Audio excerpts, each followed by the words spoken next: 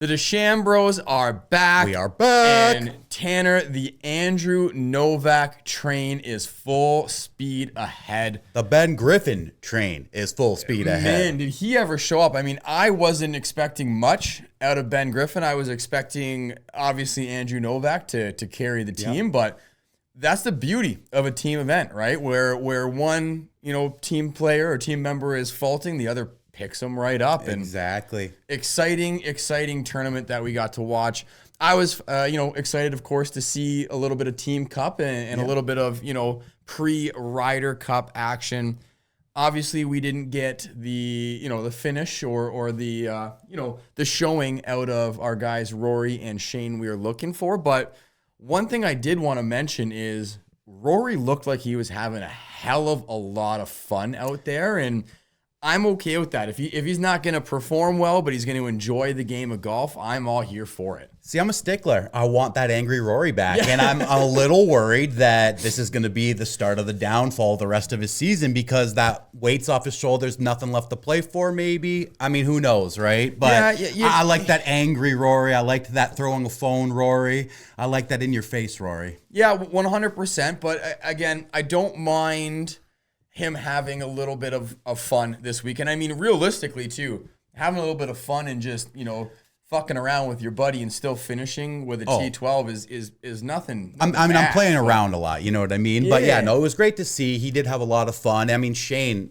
Lowry, again, he's just such a stud. I love Shane Lowry. He's a stud. Just a stud on and off the course. Yeah. You know what I mean? One of those guys that you'd love to play around with. Barrel boy for sure. You'd love to go have a pint with, or maybe 12. You know what I mean? And go from there.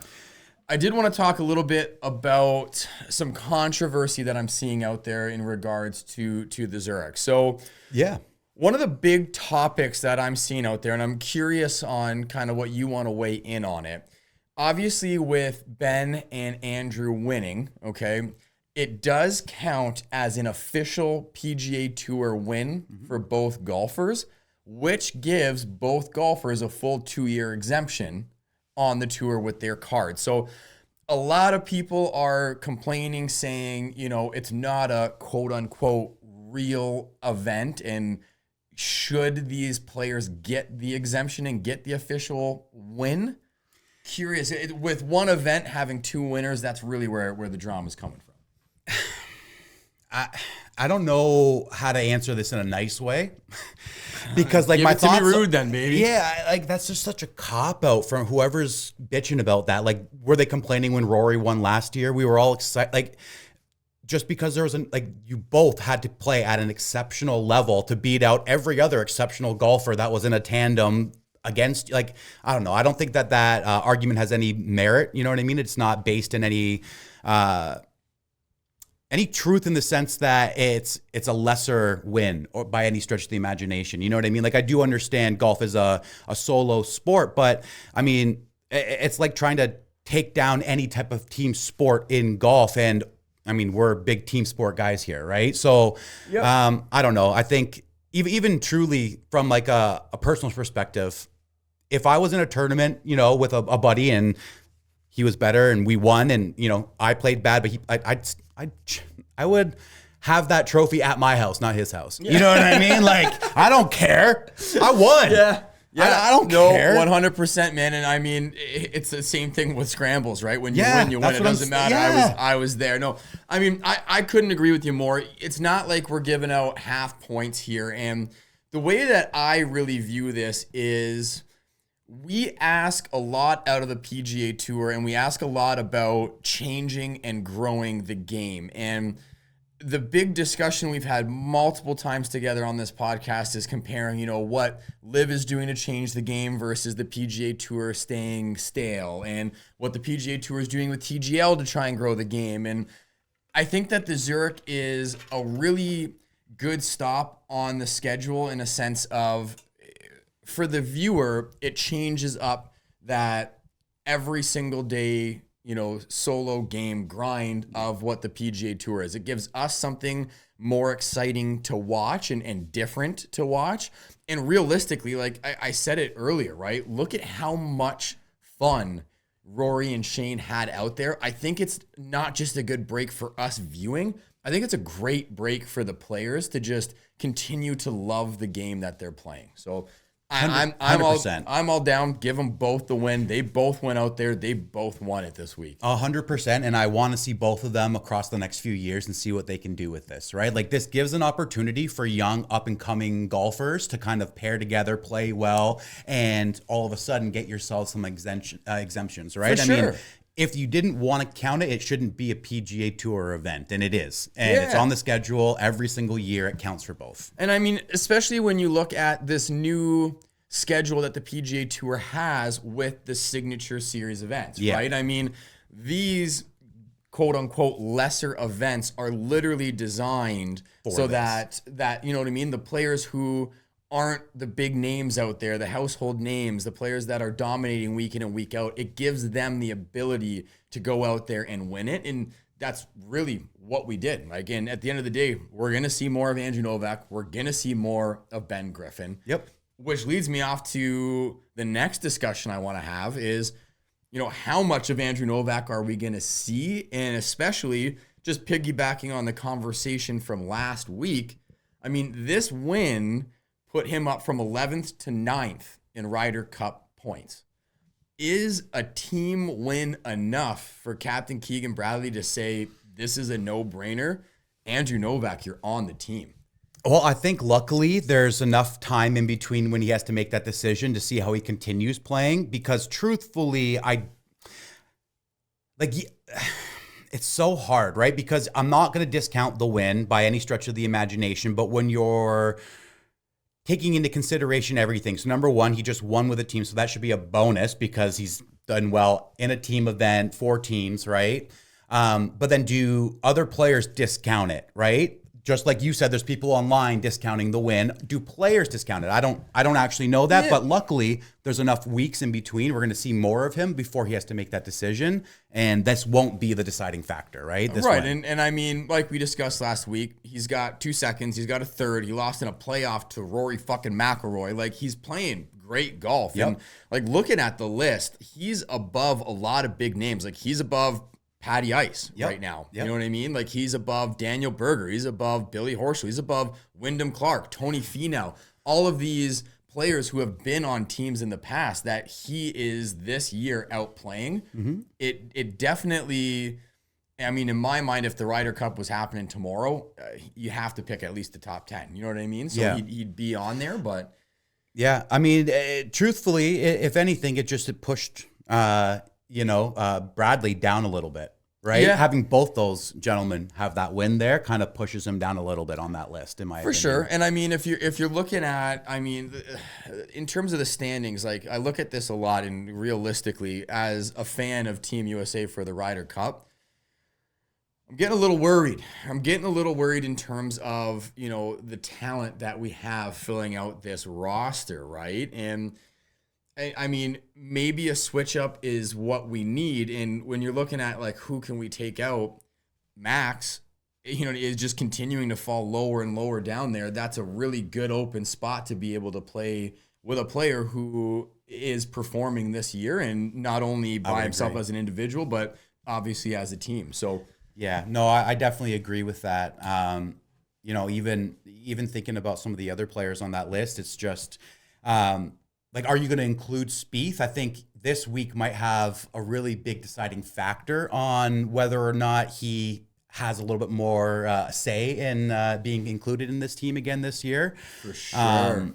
But yeah, I mean, it's really interesting how things are going to play out over the next following weeks here as we lead up to these decisions. So I'm excited. I'm glad that you brought that up, because I'm very excited to talk Jordan Spieth. Oh, me too. Before we do that, I think you got a little bit on the CJ Cup that we have coming up this week. Yeah. Let's talk about the CJ Cup. So this week's CJ Cup, we're at TPC Craig Ranch in Texas. We're going back to Texas.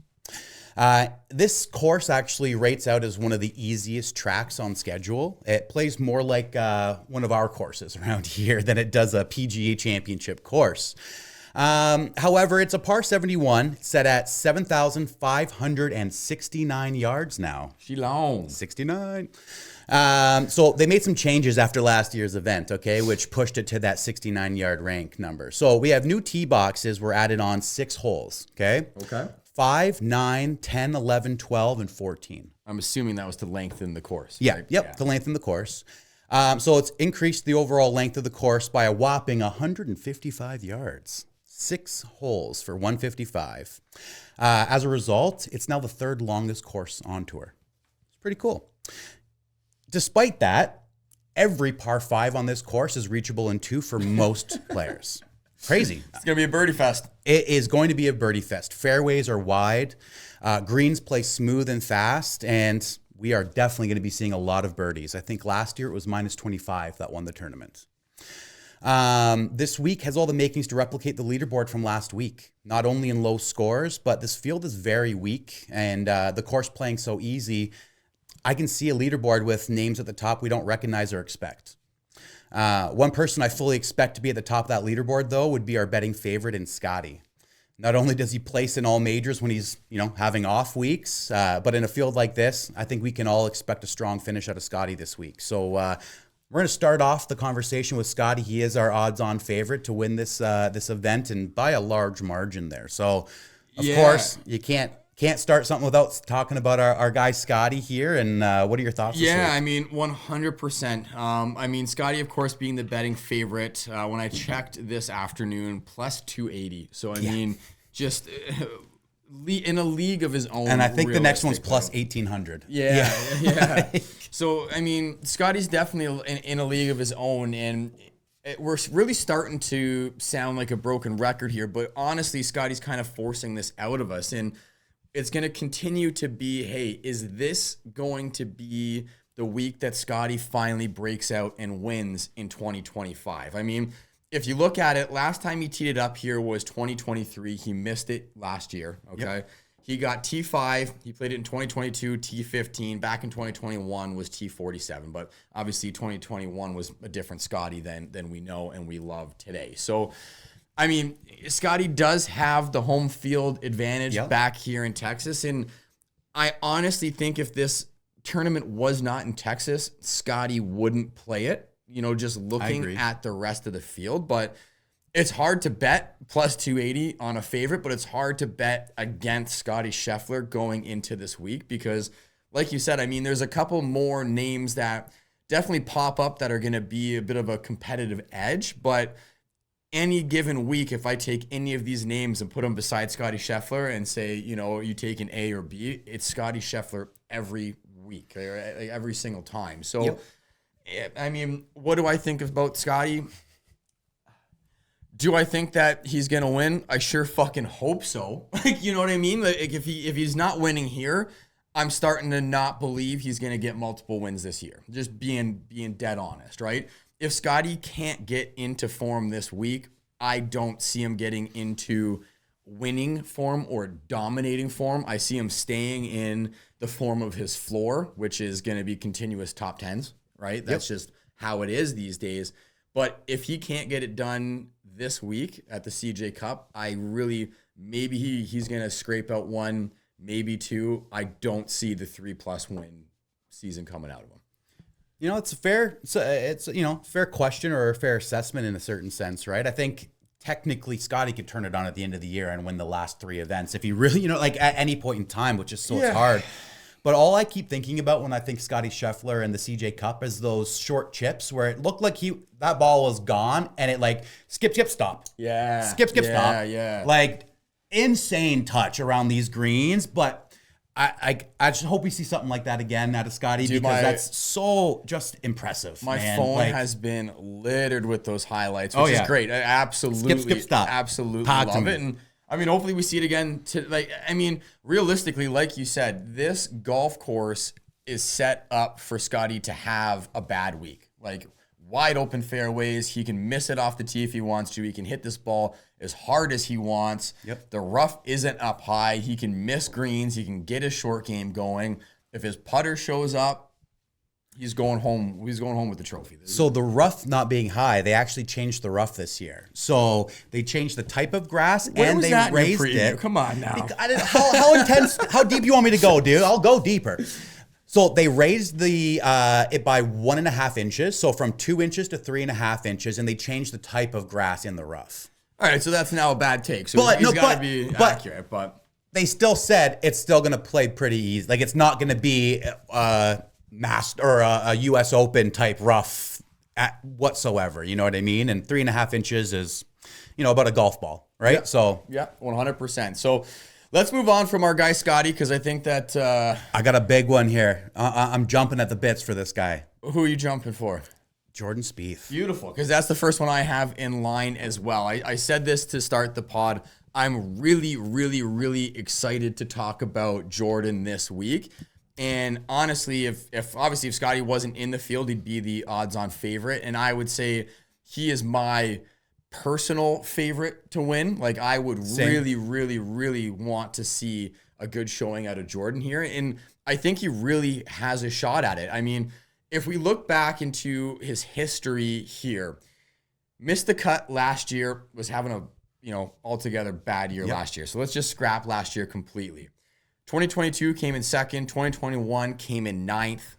Okay. This year so far, we talked about Jordan being able to have these kind of, flash in the pan kind of days and weeks. I mean, he's still putting together a pretty decent season. I mean, he's top 20'd his last 3 appearances. He's gotten T18 at the RBC Heritage, T14 at the Masters, T12 in the Valero, which, again, happens to be in Texas.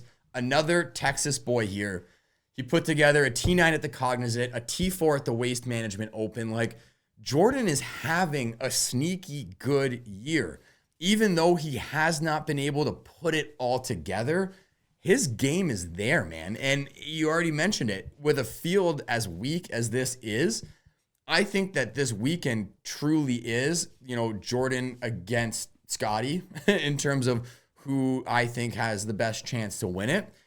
But realistically for Jordan, I think it just has to be Jordan against the course, and he's going to, take home, in my mind, hopefully another top 5. If not, I really, really, really hope Jordan can pull something special together this week and win the thing. Yeah, like you, I'm very high on Jordan Spieth this week. Not only his prior history at this course, but just his play in Texas overall in his entire career. He seems to excel in Texas, right? And like you're saying, he's having a sneaky good year. So taking a look at some stats that are important at this course here, he ranks 31st in the field, or on tour, for strokes gained total, 69th on approach, 54 for putting, and he's got a 32% birdie or better conversion percentage. So he's doing really well. Like you said, he's doing well in his last few starts here. I'm very high on Jordan Spieth this week, and I really do think he's going to put up at least a top 5 placement. I got a few other people I'm high on as well that are, random names. I think this is going to be a week where you're going to see a few random names up there, but 2 people to expect, I think Scotty Scheffler and Jordan Spieth. That's another one you're going to have to expect this week. And honestly, if we don't get, even definitely, we're expecting a top 5. If we don't get a top 10 out of both of these guys, it's going to be a very, very disappointing week. Honestly, very, very disappointing. I mean, I'm going to be putting my money where my mouth is with Spieth specifically. I really like him this week. So, yeah. Cool. Beautiful. So let's move on, because going down the list at the top of the odds, your guy Sung J M. Yeah. So Sung J M plus 2,500. Again, kind of crazy difference in between Sung J and Scotty, obviously. But this is going to be Sung J's maiden voyage at the CJ Cup. So I'm really interested to see how he plays. I honestly don't know what to expect. And I don't know if I'm really expecting much out of him. Like, Sung Jae's had a pretty up and down season. It's been a weird year so far this year. It's been a weird year for Sung Jae. T4 at the Farmers, hasn't really done much throughout the season other than that. He's missed 2 cuts. He's got a T5 at the Masters, a T11 at the Heritage. T5 of the Masters, can't say he hasn't done much. It's a good finish. But again, even in there, that was one of the players that we didn't even see a single shot on Sunday. So, you know what I mean? Like, it was, I don't really even know how he did on that last day with that pressure to get to the T5 there. But yeah, and we're also, we're talking 10 events. Yeah. We're talking 3 of them that he's gone, 4, 5, 11. The rest of them, he's done nothing. Yeah. Right? So that's kind of where I'm at. He's either kind of been a hit or a miss, and it's another one of those, are we going to bet that this is a hit this week? Or like it's really up in the air. Well, let me get into some stats. references it and kind of, backs up what you're saying there, right? So strokes gained, total, 52nd on tour. Approach, 178th. So his approach game has, like, for someone that we call a ball striker, right? Like someone's got an iron game. He's 178th on tour this year. Watch how you say approach. We.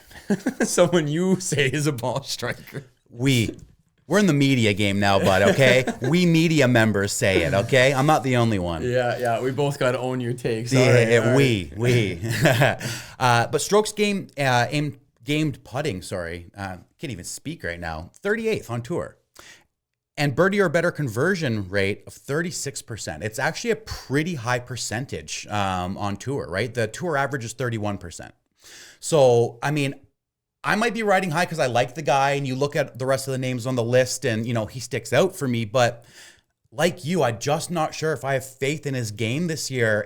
Are we going to see a top 5, or are we going to see a missed cut or a T36? Yeah, I couldn't agree more. It's one of the 3. I really haven't seen enough out of Sungjae to convince me that I need to be confident in him going into this week. I mean, Vegas has him high up there in the odds. I don't. I like the 36% birdie or better conversion, but you got to get there, right? So, yeah, he's 178th, right, on approach. So how many birdie chances has he had compared to other players to get him that 36%, right? So, I don't know. It's misleading year for Sungjae, and I don't know if I have the confidence either. Yeah, 100%. 100%. Moving on, I wanted to highlight Taylor Pendrith. You right there? Yep. Can't swallow water apparently either. Can't talk, can't swallow. That mouth's just not working today. I swear, 13-hour workday yesterday, and I am beat today. My old body doesn't even know how to react. Getting old, kid. Taylor Pendrith, obviously good Canadian boy, is the defending champion at plus 3,000 to win. We talked a little bit last week how we were upset we weren't going to see, the pairing of Taylor and Corey going into the Zurich like we saw last year. In my mind, what I'm hoping is that Taylor took last week off to be able to rest up and get prepared to defend his title this year. I mean, looking at his season so far, T7 at the Farmers, T9 at the AT&T, a T5 at the Texas Open, right? He's playing well in this state. But other than that, I mean, he's missed the cut in 3 of 7 starts and hasn't cracked the top 30 in the other 4. So same thing we were just kind of talking about with Sungjae. I mean, he's either a hit or he's a miss. It has me a little bit worried about him going into this week, but I'm really hoping he took the time last week, and that was what it was for. Let's get some good rest in. Let's get some good preparation, because I've had a really up and down year so far, and I gotta go defend. Yeah, I mean, to start the year, I felt like he was about to have an all-time Canadian golfer year, right? He started off really strong, and then it really kind of tailed off near the end here. But like you said, he had a T5 at the Texas Houston Open, right? Strokes gained total, he's 41st on tour. Strokes gained approach, he's 41st on tour. He's 118th putting and 31% birdie or better conversion, right? So he's around the tour average for that. He's been around an average player in the sense of the entirety of the year, if you think about it. So, yeah, I would love to see him, repeat and defend his title. Good old Canadian boy, always going to be rooting for him. But I don't know if I have the confidence in putting money on him this week. Yeah, I mean, it's interesting with those stats, because to me it seems like he's having, a slightly above average season getting to the green, and then he's having an under average season once he gets on there. So you're not wrong. It kind of honestly makes me a little bit more confident. If he took last week and he just hit the greens hard and just putted his little heart out there, to that, in terms of those statistics, everything is working for Taylor except for his putter. Yep. If he gets his putter going this week, I think you might be biting your words about, not putting money on him. Yeah. Only time will tell, but we'll see. I mean, it's always fun anytime that there's a Canadian in the field to be able to look at, especially being able to watch a player like Taylor, who has, given us something to cheer about already, and, obviously had a few lackluster in between, but And I mean, he's defending champ. So yeah, it does. I mean, it does hold some weight when you're defending, right? Definitely. Who else you got for me there, Tan? All right, so I'm getting into two of my favorite picks for this week here. I really like Jake Knapp. Jake Knapp is slowly becoming a new favorite golfer of mine. All right, I think it might be the mustache. I really do. I'm trying to think in my head of why.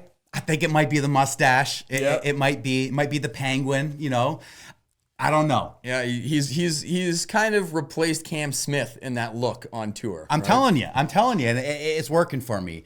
But when you look at his game, the kid's got game, and that works for me too. It really does, right? So he's got some top finishes this year at T6 at the Classic, Cognizant. Yep.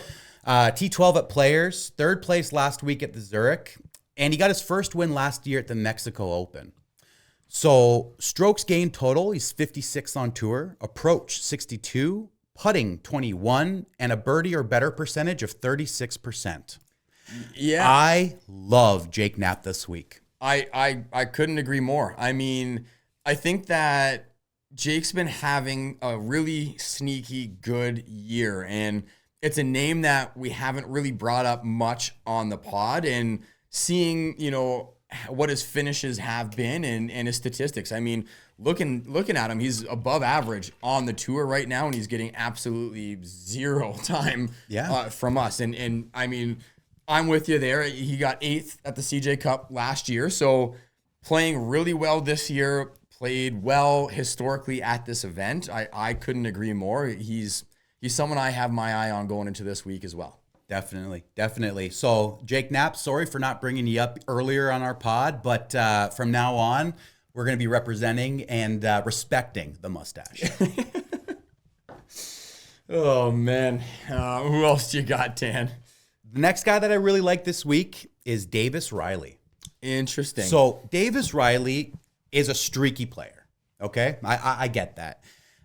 He won in Texas last year at the Colonial, okay? And at that event, he held off no other than Scottie Scheffler to win the event, okay? Since then, a lot of up and down, a lot of missed cuts, a few missed cuts in a row, actually, directly after that win last year. But this year, he has T21 at Masters, 7th at Valspar, another Texas course. There we go. I think he's worth a look, right? But like I said, he is a streaky player. So take that into consideration when I give you some of these stats here, okay?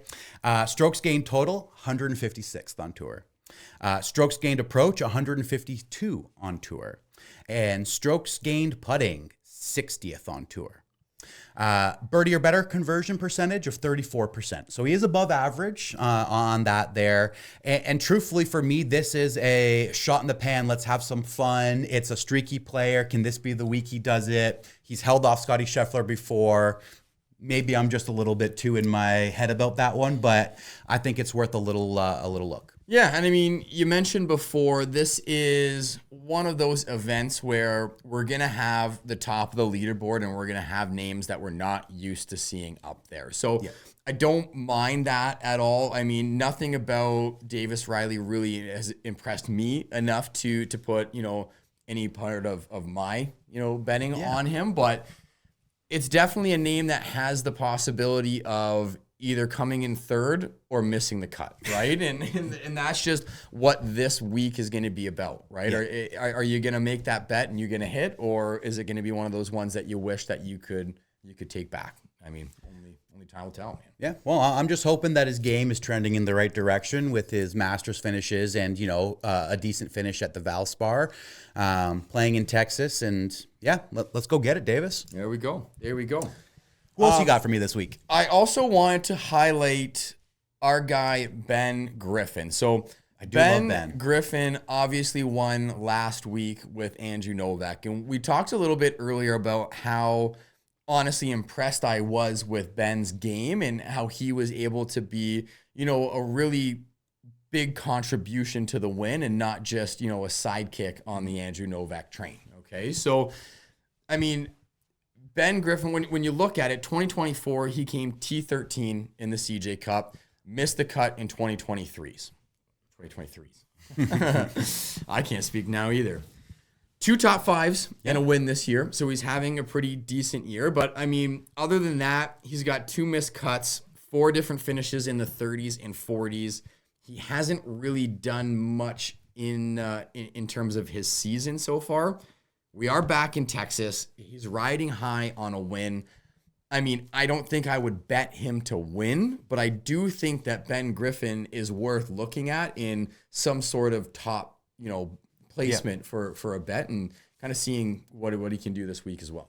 Yeah, I mean, I really do like Ben Griffin. I'm trying to remember, was Ben Griffin the guy that I was talking about with Michael Kim that was trying to get into the Masters on that last week, had the top finish, and ended up being 51st, and so he just missed the Masters cut to get into the field there. Yeah. Sure it was. Yep. It was. So So Pro releases painful statement revealing. So like I've been on Ben Griffin in a certain sense. Like we've been watching his game, and he has been trending, and he got a top finish in that event, but it was like 1 placement point out of getting him into the Masters field, which was a crushing kind of defeat for him. But what's he done since? He came out and he's shown why he should have been in the Masters field. So, I do like that pick as well. Ben Griffin's been on the rise, and that's a good one. Cool. I have one last guy, but I'm going to save him for our top picks because it's going to be, I think, a little bit of a surprise for you that I want to save. Love it. All right, so let's get into it. If you have nothing else, let's get into it. So my top 20 bet this week, I picked none other than Jake Knapp. Hey, like we were talking baby. about before, I am really, really high on Jake Knapp coming into this week. I mean, T17 at the Genesis, T6 at the Cognizant, 12th at the Players, 3rd at the Zurich last week. Like I mentioned, 8th at the CJ Cup last year. Jake Knapp is having one of those under-the-radar, sneaky good seasons, and I think that's just going to continue into this week, and we're going to get another top 20 out of him, and we're going to cash some money. Love that. I love that. Yeah. All right. So for my top 20, I've got Davis Riley. Beautiful. And I mean, I just talked about how I think he's really streaky, but I think his game is trending in the right direction. He plays well in Texas this year so far.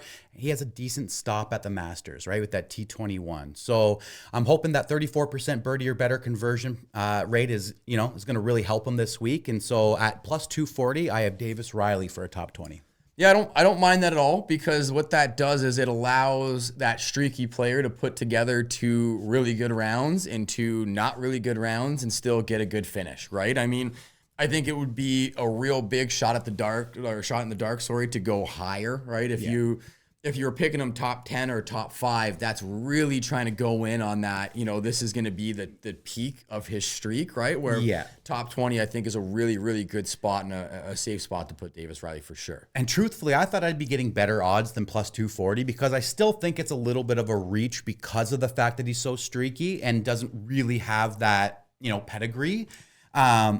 But I don't know. I have confidence in Davis Riley for some weird reason this week, and I like to have some fun. So yeah, top 20 is really hard to get over that, into the 200s. Like I don't know if I mentioned, right, but Jake Knapp plus 170, right, is my pick. But it's really, really hard. Like when you're scrolling through the odds, you're into minus until you scroll down at least a page. You know what I mean? So I think that they're not too far off on the 240. I think that it's a good payout when you look at a top 20, and this is really why off camera and on the side, we always parlay a few of these 20s and try and get a little bit better return on our investment. But again, I like that bet, man. I like that bet a lot. Love it. Who do you got for 10? Well, it's our boy, Mr. Mustache himself, Jake Knapp. You got him in top 20. I got him in top 10.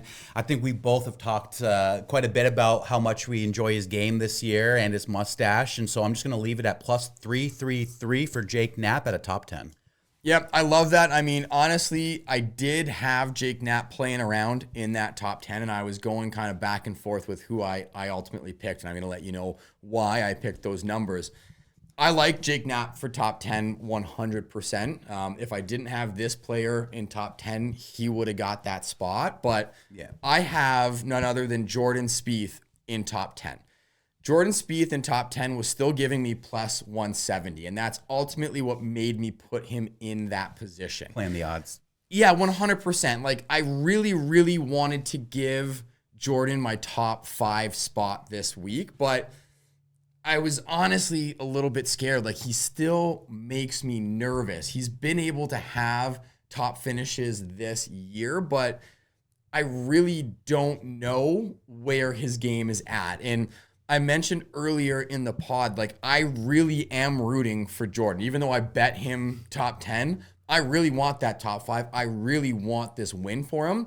But in all honesty, playing the odds, it was the safer bet for me. If Jordan did have a blow-up day out there, that I'd still be able to salvage that top 10 with the field that's out there. I mean, he's a Texas boy. He's top 10 2 out of his last 3 years. The missed cut does make me a little bit nervous, right? But this is a different Jordan Spieth we're seeing this year than we saw last year. And I thought at plus 170, it was an absolute no-brainer to put him in that top 10. Yeah, I mean, I can't knock you on that. I am really high on Jordan Spieth this week. Like we've been saying here, I think that the course is setting up to play for Jordan Spieth. He's played well here in the past. He plays well in Texas. He's on a year where he's playing very well compared to previous years. I personally put Jordan Spieth as a top 5. I love it. So I love it. I mean, like it's plus 350 for Jordan Spieth top 5. I'm really confident in the kid this week. Honestly, it was really a toss-up, right? I'm not going to put Scotty in there at minus odds for a top 5. Yeah, it's minus 170. It's just it's just not. It's not worth it for me. The person that I have the second most faith in this field is Jordan Spieth. So like it would just be me trying to put someone else there for the purpose. Like don't overthink it. Plus 350, Jordan Spieth, top 5. That's amazing odds for the second best player in the fields this weekend. Beauty. Well, I'm excited to talk about my top 5 because I have a really, really random one here. All right, let's go. I'm here for it. So we were talking like just a second ago. I couldn't bet Scotty at minus 170, and that was really my no-brainer top 5. Yep. I wanted to put Spieth in the top 5 spot, but I didn't want to miss it and him top 10 and then not hit the bet, and which is why I took that safe play and put him in at the top 10. Honestly, Tan, like if it wasn't for this podcast, I probably wouldn't be putting a top 5 bet in just because, like you said, it's going to be a very random week where someone is going to hit that top 5 that we did not expect. Mm-hmm. And I decided to pull a page out of the Tanner book. Let's go. And have some fun. Let's go. My top 5 bet is a plus 450. I'm going to absolutely butcher this name, and I am sorry if you hear this. Byung Hun On. You know what? I mean, you did well. I'm an all-time name messer-upper of a kind of guy, and I would have destroyed that compared to what you just did. I did my absolute best. That was nice. We're going to go with that. Good. I'm going to be really honest with you. Yep. I am not familiar with his game. This is 100% a shot in the dark. But what really popped out to me was his history at this event. Okay. T4 last year, T14 2023. Are we dealing with a horse for course? Now, typically when I'm calling someone a horse for course, it's because they have top finishes in at least 3. Yeah. Right? So is this going to be the third year that, makes him that horse for the course here at the CJ Cup? We're going to see. I mean, his season so far this year definitely leaves something to be desired. Like if I pull him up right now. Pull him up because I was just about to. I want to kind of see. Oh, dude, you're not going to like this pick. Look at this, okay? So 38 at the Heritage, 21st at the Masters, 16th at the Valspar, 52nd at the Players. Arnie, he came in 8th, missed cut at the Cognizant, missed cut at the Genesis, 73rd at the Phoenix, 22nd at the AT&T, and missed cut at the Sony. I really, really don't have confidence in his game this year, but what really stood out to me and sparked my interest in him is just his history at this course. And for a tournament where we're going to see random names at the top of the leaderboard we definitely are. That we're not used to, I thought the best bet for me, other than picking Scotty and other than picking Jordan, was the guy that I thought had the best chance at being the random name up there. And that for me is Byung Han An. I hope that's how you pronounce it. I mean, like, I don't know how else you would pronounce it. You did exceptional. I appreciate that, brother. Yeah, that was really good. That was really good. I'm hoping. Let's see some magic, baby. All right, let's do it. Let's do it. All right, anything else you have for us before we go? I love you, Bryson. Beautiful. See you guys next week.